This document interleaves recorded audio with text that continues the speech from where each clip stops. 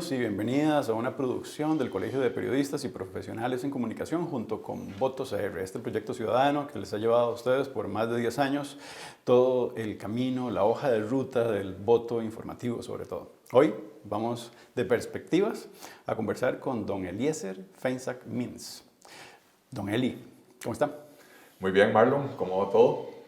Yo muy bien y sobre todo contento de poder tener con usted esta conversación desde una Costa Rica bicentenaria que le urge reflexionar a tono de lo que significa en este momento, país que estamos pasando, tal vez, ¿cuáles son de esa Costa Rica bicentenaria para un economista como usted el aspecto fundamental que hoy la Costa Rica la necesita? Creo que libertad para trabajar, libertad para existir, libertad para hacer. Hemos perdido el rumbo. La Costa Rica de la independencia y la Costa Rica del primer siglo y medio de su existencia fue una Costa Rica liberal, donde el Estado estaba para acompañar al sector productivo privado. Fuimos pioneros en muchas cosas. Incluso antes de la independencia ya estábamos exportando café, estábamos insertados en los mercados internacionales. Pero los fundamentos de esa sociedad, de lo que es hoy Costa Rica, se dieron en ese periodo. La libertad de culto, la libertad de expresión, la abolición de la pena de muerte, incluso la educación primaria gratuita y obligatoria, que después se extendió a la primaria y a la secundaria, ¿verdad? Sí, eso fue Jesús Jiménez. Jesús Jiménez, uno de los grandes próceres liberales de Costa Rica, ¿verdad? Trajo profesores del extranjero para que dieran clases. Sí. Y lograron en ese final del siglo XIX, digamos, el último cuarto de siglo, un crecimiento enorme en la cantidad de escuelas y después se fue estancando. A principios del siglo XX pasamos un periodo de 30, 40 años donde prácticamente no hubo inversión en nuevas escuelas y nuevos colegios, ¿verdad? Y probablemente ese abandono provoca lo que viene después, la revolución del 48, y nos embarcamos en una aventura estatista que vino a resolver algunos problemas, pero hoy la hemos llevado a un extremo donde tenemos un desempleo altísimo, y no me refiero a los efectos de la pandemia, me refiero a los problemas, digamos, seculares de la economía. Tenemos un desempleo altísimo, tenemos una descomposición social, tenemos la penetración del narcotráfico, y esto son soluciones que la gente encuentra porque no haya cómo comer, cómo resolver En esta conversación, don Eli, esa es la idea de que usted como candidato le cuente a las personas cuáles son las llaves que usted tendría, porque ese panorama todo lo podemos tener muy claro, pero cómo poder resolver el país tan enredado que tenemos en este momento, cayéndose a un abismo, si no está en un abismo ya más bien, es la gran tarea. Sé que usted, aunque no fue militante, sí participó en la administración pública del Partido de Unidad Social Cristiana. Correcto.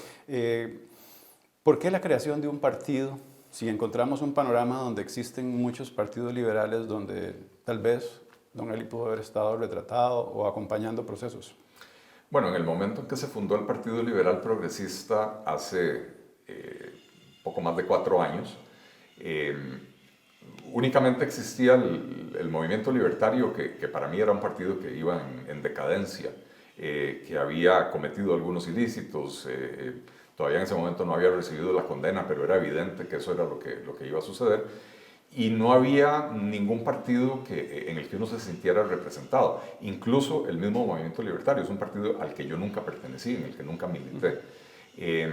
Y empecé a conectarme por medio de redes sociales con otras personas de pensamiento similar. Nos empezamos a conocer y sentíamos lo mismo. No hay una oferta política en Costa Rica que represente esas ideas de ese liberalismo tan costarricense que está imbuido en nuestra historia. Y entonces tomamos la decisión en aquel momento de fundar el Partido Liberal Progresista. Luego vino el descalabro del movimiento libertario, aunque ahí lo mantienen con respirador artificial, y las figuras que salieron del movimiento libertario decidieron fundar sus propios partidos por aparte, ¿verdad? Los liberales creemos en la competencia, entonces bienvenida a la competencia. Yo creo que en este caso, en el mercado electoral, se demostrará quién tiene las mejores ideas, el mejor equipo, las mejores herramientas para llevarle al costarricense el ideario nuestro, insisto, en nuestro caso, muy arraigado en ese ser costarricense. Sé que usted tiene una muy buena relación con don Miguel Ángel Rodríguez. ¿Todavía don Miguel Ángel le da consejos y le asesora de algún modo en esa perspectiva de cómo hay que ver la economía y también, por supuesto, el país? Sí, bueno, viera que hablamos de muchos temas, de la economía casi no, curiosamente, pero sí me ha dado consejos, digamos, como potencial candidato, de la experiencia de él, habiendo sido un candidato que intentó 2 veces antes de poder lograrlo en la tercera. Entonces sí me ha dado consejos de suavice el tono, diga las cosas así o así. Pero sí, tenemos una relación Sí, muy que yo aprecio mucho. Sí. ¿Cómo se financia el partido, don Eli? Bueno, hasta hace un par de meses, únicamente con las cuotas de pertenencia al partido, las cuotas de afiliación. ¿Cuánto significa eso? Son 12.000 colones al año, 1.000 colones al mes. Con 12.000 colones al año uno no puede anunciarse en una franja horaria. No, 12.000 colones al año por afiliado, ¿verdad? Por eso decía, hasta hace un par de meses esa era nuestra fuente de financiamiento. En este momento le fuimos a presentar nuestro proyecto a una serie de empresarios costarricenses. A algunos les gustó mucho el proyecto y han creído en él. Y entonces estamos ya recibiendo aportes para la campaña específicamente. Sí, lo digo porque un anuncio en franja horaria potente en televisión y eso requiere dinero. Sí, eso ¿Qué empresarios? Eso fueron más o menos 3,5 millones de colones una vez, y es la única vez que lo hemos hecho porque tenemos un presupuesto limitado. Nuestra campaña se enfoca más en redes sociales, donde los presupuestos de pauta son bastante menores, ¿verdad? Pero ciertamente hay costos de producción y demás. Siempre la posibilidad de comunicar desde esa comunicación política electoral no es tan sencilla, don Eli. Y en este primer acercamiento suyo a la ciudadanía hubo mucho debate, lo leí al menos en redes sociales. ¿Está satisfecho con esa primera experiencia en la que usted habla de un Estado sano? Definitivamente que sí, porque el objetivo que perseguíamos era darnos a conocer, posicionarnos en el ideario de la gente, en la mente del votante costarricense, que sepan que existimos y que traemos una propuesta que es para alivianarle la carga a los ciudadanos costarricenses, para permitirles, facilitarles que puedan desarrollar sus proyectos de vida sin tanta traba y sin tanto obstáculo que normalmente le pone el Estado al ciudadano costarricense. Y en ese sentido hemos logrado las metas que nos establecimos incluso antes de tiempo. La respuesta en redes sociales ha sido muy positiva. Don Eli, usted es un economista liberal y ha hablado de que el Estado está muy grande. ¿Cuáles serían las 3 instituciones que llegando a gobierno cerraría? Recope, CNP, RACSA. Instituciones que dejaron de tener sentido de existencia. O sea, nadie sabe para qué están. Cada gobierno viene y trata de meterles otras funciones, nuevas funciones. Una refinadora que no refina, que en realidad se convirtió en una importadora de derivados del petróleo, eso lo puede hacer cualquiera, no se necesita un monopolio estatal, y menos un monopolio estatal con una estructura diseñada para refinar petróleo intacta después de 10 o 12 años de no refinar nada. El CNP, que le da a las escuelas y a las comisarías productos de mala calidad a un precio mucho superior al del mercado. Creo que hay mejores maneras de ayudar al agricultor que merece la ayuda del Estado, que no es esa, ¿verdad? Y si usted le permite a las escuelas comprar producto fresco en su localidad a los agricultores locales, sin la intermediación del CNP, el resultado va a ser mejor para esos agricultores locales, ¿verdad? Y RACSA, que simplemente es un apéndice del ICE que ahí está, nadie sabe qué es lo que hace inversiones que requieren un montón de dinero y al final de cuentas no se ven los resultados. Usted estudió administración pública, ya tuvo una experiencia estando en gobierno. Usted sabe que cerrar esas empresas no es nada sencillo. Esas instituciones, perdón, don Eli, Sí. porque requieren de una serie de procedimientos que inclusive pueden demandar hasta 4 años. Sí, nadie dijo que las cosas son fáciles y el que pretenda que hay soluciones mágicas realmente no debería estar metido en la política. Las grandes transformaciones, las grandes reformas se hacen en el tiempo, o sea, se hacen con tiempo y sobre el tiempo. Entonces las cosas hay que empezarlas desde el primer día. Algunas saldrán más rápidamente. Nosotros tenemos una propuesta para fusionar entidades. Por ejemplo, ¿por qué Costa Rica tiene que tener un Ministerio de Hacienda, un Ministerio de Planificación Económica y un Ministerio de Economía? Cuando son 3 entidades que lidian con la economía del país. Podríamos tener uno solo, y uno solo que mejore la conducción de la política económica, la coordinación de la política económica, que hoy es un gran problema. Los presidentes nombran coordinador del equipo económico y después a ese coordinador o coordinadora nadie le hace caso. Y esa es una reforma que yo no creo que vaya a tener muchos opositores. ¿Quién va a salir a las calles a defender al Ministerio de Hacienda? ¿Verdad? Queremos crear un Ministerio de la Producción, donde fusionaremos el Ministerio de Agricultura y Ganadería, el Instituto de Pesca y Acuicultura, el Ministerio de Industria y Comercio, el Instituto de Turismo, que básicamente es un ministerio, fusionarlos en un solo Ministerio de la Producción. Los servicios que brindan las 4 entidades continuarán prestándose, pero nos ahorramos un buen poco en la burocracia. Pero además, nuevamente, aquí hay un asunto que es lo más importante, un asunto de coordinación de la política, en este caso de la política de desarrollo productivo del país. Hoy usted tiene políticas diseñadas en el Ministerio de Agricultura para los diferentes sectores agrícolas, que muchas veces chocan con las necesidades de los industriales y los comerciantes, pero como es un ministerio aparte, no hay coordinación y entonces Costa Rica tiene por lo menos unas 4 décadas de no tener una política integral de desarrollo económico. Don Eli, me gusta mucho esa explicación detallada que da y supongo que además cuando el plan de gobierno pueda estar en un sitio donde la gente pueda acceder, todo este tipo de información pormenorizada va a estar a disposición de la gente. La libertad de expresión es fundamental para una democracia costarricense que inclusive Reporteros Sin Fronteras siempre destaca internacionalmente. Don Eli, ¿hay algún medio de comunicación que no le guste consumir? Que no me guste consumir, hay muchos. Que no me guste hablar con ellos, no hay ninguno. Yo siempre he sido, tanto cuando fui funcionario público como ahora que estoy metido en la política, he sido una persona con una política de puertas abiertas. Cualquier medio, cualquier periodista que quiera hablar conmigo, vos lo sabés, estando vos en la Universidad de Costa Rica, en Canal 15, nunca rechacé una invitación. Así que uno va desde el semanario Universidad hasta el periódico La Nación, desde CR Hoy hasta El Mundo, desde Diario Extra a Repretel, sin ahora le voy a pasar hacia otro estadio, un estadio que significa inclusive hacer gobierno. El acceso a la información pública es fundamental y es parte de todo ese entramado donde la libertad de prensa se convierte en ese eje fundamental. Ya el partido ha definido claramente cómo va a ser de puertas abiertas hacia la prensa. Lo digo, ¿sabe por qué? Porque muchas veces tenemos candidatos de frente que son muy accesibles y cuando llegan a gobierno no cierran las puertas. Y bueno, Carlos Alvarado es un caso muy claro. Un colega suyo. Sí.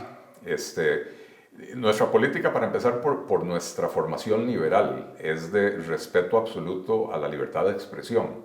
Creemos que de todos los derechos de las personas, el único que es absoluto es la libertad de expresión, al que no se le debe establecer ninguna limitación. Hay algunos otros derechos que por consideraciones sociales a veces se les pone en coto, ¿verdad? Pero la libertad de expresión tiene que ser absoluta. Y cuando lleguemos a la presidencia, la instrucción que recibirán los ministros, los jerarcas, presidentes ejecutivos, será que tienen que tener una política de puertas abiertas con la prensa, pero no solo con la prensa. Yo creo que Son principios de transparencia también, don Eli. Eso es, la transparencia es de cara a los ciudadanos. El gobierno se debe a la ciudadanía, no a la prensa. La prensa es un medio para comunicarse con los ciudadanos. Y entonces la transparencia tiene que ser para la ciudadanía. La información que generan las instituciones públicas debería estar accesible en páginas web donde el ciudadano, sin la intermediación de un medio de comunicación, pueda llegarle a la información.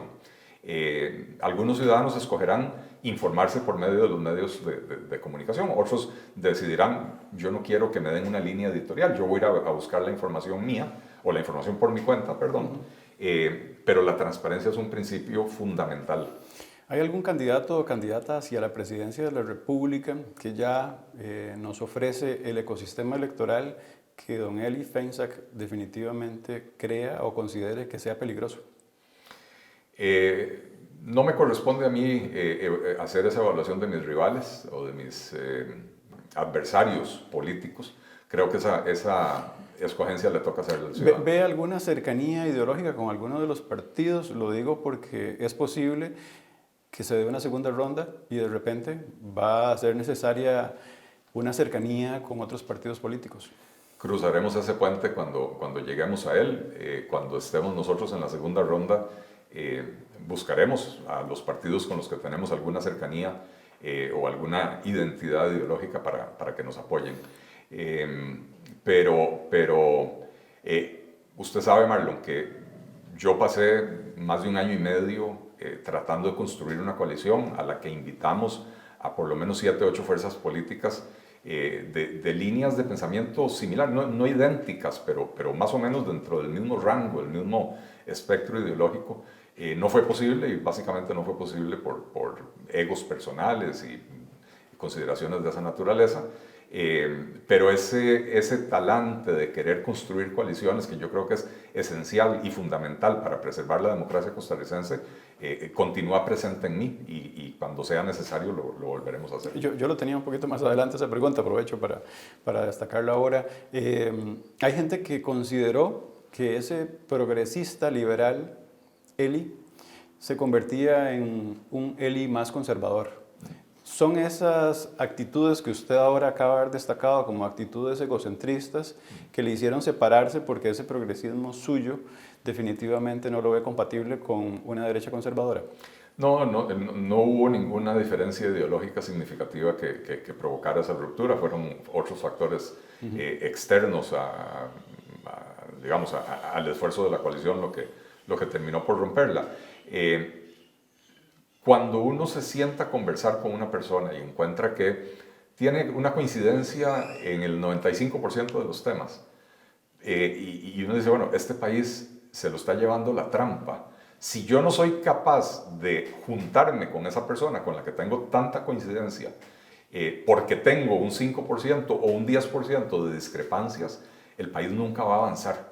Esos absolutismos de si usted no cree exactamente en lo que yo creo, es lo que nos ha llevado a tener 25 o 30 partidos políticos inscritos para la presidencia de la República. ¿Sabe por qué se lo digo? Es que hay cosas que en política son innegociables en algunos candidatos.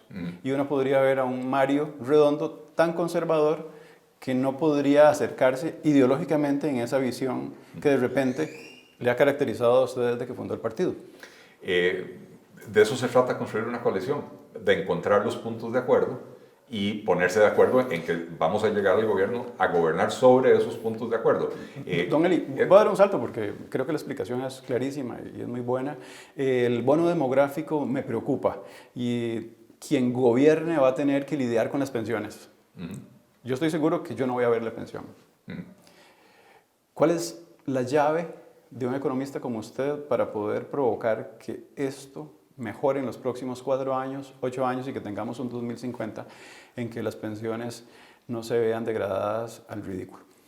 Usted sabe, Marlon, que yo llevo 5 o 6 años escribiendo artículos de opinión con propuestas de cómo resolver los problemas y un tema que yo fui el que lo puso sobre la palestra es precisamente el de la insostenibilidad financiera del IBM. En Costa Rica tenemos 2 problemas relacionados pero separados. Uno es el de las pensiones de lujo, que es una grosería que haya ciudadanos de primera categoría que reciben mucho más dinero del Estado como aporte patronal, como aporte estatal, en regímenes que les dan pensiones para las que nunca cotizaron lo suficiente y por lo tanto se convierten en una carga sobre el bolsillo de los demás costarricenses. Y después el resto de los costarricenses que cotizan para el IBM y entonces el IBM da pensiones razonables, en algunos casos incluso muy bajas, ¿verdad? Y las personas no tienen la opción de optar por una pensión de lujo de esa naturaleza. Entonces, las pensiones de lujo, que en los últimos años se han aprobado leyes para limitar, digamos, impuestos o contribuciones solidarias, le llaman, no tienen nada de solidario, son contribuciones obligatorias, ¿verdad? Pero bueno, está bien, se ha limitado el monto que se puede llevar la persona para la casa. Pero a nadie se le ha ocurrido, o de los que tienen el poder para hacerlo, proponer un proyecto de ley para cerrar ese portillo. No más pensiones de lujo a partir de ahora. Las que ya están, la Sala Cuarta dice que hay derechos adquiridos, no se pueden eliminar. Pero no debería existir un sistema donde el Estado, como patrono, le aporta el 13-14% a las pensiones de unos funcionarios públicos, mientras que a las pensiones de los otros funcionarios públicos les aporta un 5%, ¿verdad? Entonces, eso hay que eliminarlo. Pero el problema del IBM es muy grave, porque en el IBM hay más de 1,5 millones de costarricenses y hay más de 250,000 personas ya pensionadas. Y ese es el régimen que está en riesgo de quebrar. Yo vengo proponiendo desde hace por lo menos 4 años migrar hacia un régimen de cuentas de capitalización individual, donde el aporte patronal y el aporte obrero ingresan a una cuenta a nombre de don Marlon Mora. Y ese dinero ahí está, la operadora de pensiones lo invierte, obtiene rendimientos y entonces a la hora que usted llega a la edad de jubilarse, el dinero ahí está para poder devolvérselo en la forma de un pago mensual por el resto de su vida, ¿verdad? A diferencia de lo que hay hoy, donde la plata entra en una buchaca común y en esa buchaca común la plata se gasta, se otorgan pensiones, etc. Y lo que decía usted, Marlon, para cuando a usted le toque pensionarse, ya no va a haber plata en esa buchaca común. ¿Cómo, don Eli, vamos a incentivar el empleo fuera de la gran área metropolitana? Atrayendo, primero es necesario bajar los costos de la seguridad social, porque la seguridad social se ha vuelto muy cara y hace que la mano de obra sea muy cara, no por el nivel de los salarios, sino por lo que cuesta adicionalmente contratar a una persona. Y para eso tenemos una propuesta, para reducir costos en la caja, que se permita, que se pueda trasladar en la forma de un ahorro al patrono y al trabajador.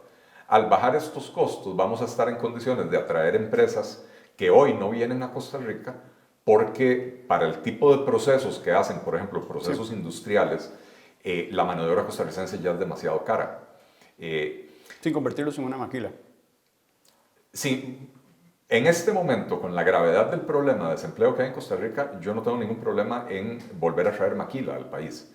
Si quisiera trabajos un poco más sofisticados, pero cuando tenemos un sistema educativo que ha abandonado a los estudiantes, que no les está dando las herramientas que necesitan para poder aspirar a los trabajos más sofisticados que crean empresas como Abbott. No hay que mirar hacia el frente porque es retroceder, don Eli, eso. Hay que generar empleo. Las personas necesitan oportunidades de empleo. ¿Legalizaría la marihuana, don Eli? Yo creo que la marihuana medicinal definitivamente sí. El cannabis industrial, sin lugar a dudas. Y el tema de la marihuana para uso recreacional lo discutiría con los expertos en seguridad y dependiendo de lo que ellos recomienden lo haríamos. ¿Aborto? El Partido Liberal Progresista no tiene una posición definida con respecto al aborto. Dentro del liberalismo hay personas que son pro aborto y hay personas que son ¿Eutanasia, pro vida. Yo en lo personal sí creo en la eutanasia. Yo creo que, y habiendo sufrido yo un cáncer hace 4 o 5 años. Lo conversamos hace 4 años, recuerdo. Sí, que dichosamente yo no vi a la pelona de cerca, ¿verdad? Pero cuando uno le dicen tiene cáncer, uno inmediatamente empieza a pensar en qué pasa si me muero, ¿verdad? O qué pasa si llego a estar en una situación en la que ya no me puedo atender a mí mismo, ¿verdad? Y yo no quiero ser una carga para nadie, yo no quiero ser, mi esposa ha sido una mujer maravillosa, pues yo no tengo por qué convertirme en una carga para ella por 10 años vegetando uno en una cama, cambiándome pañales, ¿verdad? Entonces, sí, yo creo que sí.